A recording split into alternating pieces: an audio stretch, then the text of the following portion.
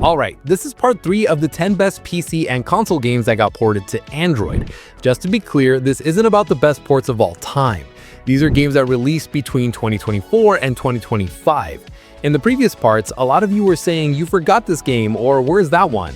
But those didn't even drop during this time period. So yeah, that's why they're not here. And like always, we're going to talk about how good the port is and how the game holds up overall. Alright, let's get started. Starting off at number 10 is Silt Mobile. Well, we're getting another Subnautica, or at least something that gives off similar vibes. The original PC version came out back on 1st June 2022, and now the mobile early access version dropped in late July 2025, with the full release planned for 2026. You play as a lone diver exploring a dark, black and white ocean filled with strange and eerie creatures. The cool part is that you can actually control different sea creatures to solve puzzles, using a beam of light from your helmet. There's no dialogue or cutscenes. It tells a story through the environment and visuals, kind of like Limbo or Inside. Your main goal is to find and awaken an ancient machine, but the game doesn't explain much beyond that. It's short and mysterious and leaves a lot open to interpretation, which can be interesting if you like that style. On mobile, it runs fairly well, but it's still an early access, so expect some minor issues here and there. The mobile version is a full port and offers a free trial, so you can try it before buying the full game. To make this right. Up next is Poppy Playtime Chapter 4, which finally released on June 24. This chapter brings in some fresh faces like Doey, Yarnaby, and a new villain called the Doctor. You'll still be using the grab pack to solve puzzles, move through creepy areas, and try not to get wrecked by killer toys. The story digs even deeper into the shady stuff that went on at the company, revealing more twisted experiments and dark secrets. It's classic Poppy Playtime, creepy atmosphere, tight spaces, and things that definitely shouldn't be moving on their own. The game has positive reviews on the Play Store, and it's priced around $5. This is you riding into bed. At number 8, we've got Thronefall. This one started as a hit indie game on PC and just made its way to mobile. It mixes light strategy with tower defense, and it actually works well on the touchscreen. The gameplay is split into 2 parts. During the day, you build up your kingdom using limited gold. You place houses for income, barracks for troops, and towers for defense. Where you place stuff really matters. You're setting up for survival. You can also upgrade your hero to make him stronger for combat. Then comes nighttime. Once you're ready, waves of enemies start coming in. Small ones at first, then huge siege units. You jump into battle yourself, riding your horse around and helping your troops fight back. It's hands-on, not just watching from the sidelines. The game looks clean with a minimalist style, but still feels polished. It's simple to pick up, but you still gotta think about economy, timing, and defense. There's no Play Store rating yet, but on the App Store it's sitting at 5 out of 5. It's well optimized, supports controllers, and yeah, it's a little pricey at around $10, but it's worth it. Up next is Ugly, which first released on PC back in September 2023 and came to Android in January 2024. It's a puzzle platformer with a dark fairy tale vibe. You play as the troubled nobleman stuck in a weird, dreamlike world. The core mechanic is all about a mirror. You can create a shadow version of yourself, a reflection that copies your moves, and then swap places with it. This leads to some clever puzzles. For example, you can pass through walls that your real body can't, or use your reflection to flip switches and trigger stuff that's out of reach.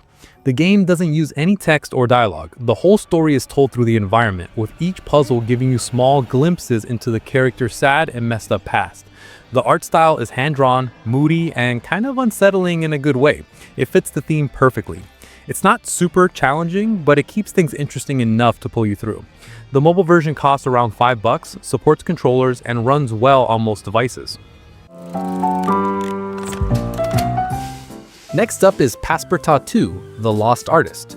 The PC version came out in April 2023, and the mobile version dropped on June 19, 2024. This was a chill little simulation game where you play as a washed-up artist trying to make a comeback. You start with nothing but a foldable easel and your creativity. Set in the weird and charming puppet town of Phoenix, your job is to paint, sell your art, and slowly rebuild your reputation. As you earn cash and complete small quests, you'll unlock better tools, more colors, and access to new parts of town. The main goal is to get your artwork into the big museum of the masters and become respected again. You can try it out for free, but after that, it'll cost you around $7 to unlock the full game. Moving on, we've got Halls of Torment. If you're into Diablo-like games or Vampire Survivors, this one's right up your alley. The PC version launched in September 2024, and the month later, the mobile version dropped in October. At its core, it's a horde survival roguelite. You pick a hero, each with their own abilities, and drop into the brutal halls to survive as long as you can. Most runs last around 30 minutes, and your character attacks automatically, so you can focus on dodging and staying alive. What makes it stand out is the deeper RPG side of things. You collect gear that gives permanent buffs and can equip it before each run. There are also tough bosses with unique patterns, and beating them gets you solid rewards. Plus, there's a quest system that keeps pushing your progress forward and unlocks new stuff over time. There are 2 versions on the Play Store. One's a premium version with no ads or in-app purchases. The other is free to play, still in pre-registration, and includes ads and IAPs. And also, it does support controllers too. Overall, solid port. Personally, not my style, but if you love games like Diablo or Vampire Survivors, this is a must-play. Next up is Timely, and this one's definitely my style. I love time manipulation games. The PC version came out in 2020, and now it's finally available on mobile. At the heart of Timely is its unique timeline system. You control a girl and her cat sneaking through abstract levels full of patrolling robots. The twist? You can control time like you're scrubbing through a video. You can drag the timeline forward to see what's about to happen. Enemy patrols, traps, movement paths, and plan your moves ahead of time. If you mess up and get caught, no worries. Just rewind the timeline and try something different. Most of the game's puzzles come from planning both characters' movements. For example, you might need the cat to distract the robot at just the right second so the girl can sneak past. The girl also has limited abilities, like disabling robots or repairing broken paths, so you have to use them carefully. It's a smart system that rewards thinking ahead without being punishing. The first chapter is free, so you can test it out, and the touch controls work great with the whole timeline drag mechanic.